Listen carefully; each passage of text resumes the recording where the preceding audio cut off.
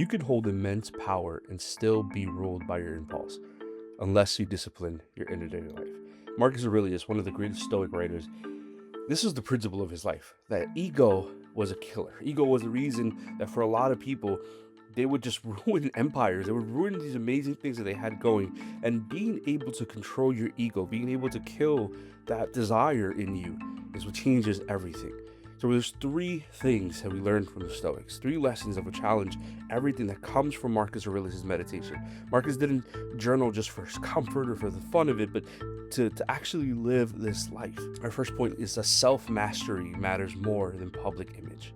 What you have about you, what you've controlled about you, matters more than how people see you or how people react to you, what they think about you. And the reality is that a lot of people fail because they're so concerned about other people's thoughts. They're more worried about what they do or what they think or the actions that other people take. Their thoughts kill them before anyone else does.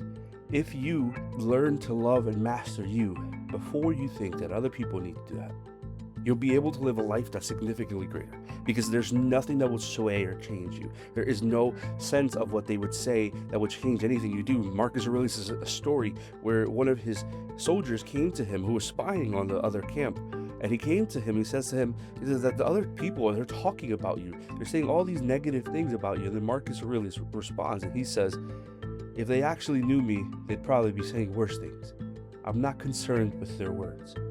There is so much power in knowing that the authority comes down to you, not to them, not to people, but down to you. He was betrayed by one of his closest friends, one of his closest generals. When Cassius rebelled, advisors urged Marcus to retaliate harshly.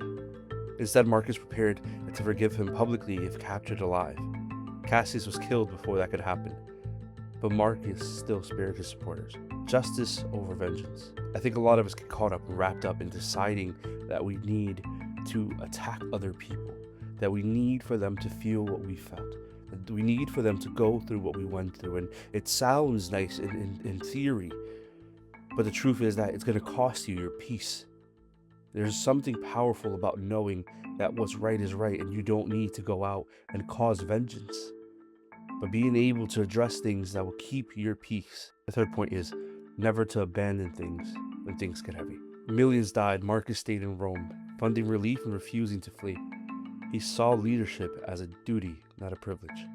He understood that his job, what he was invested in, what he believed in, he was willing to go down with the ship.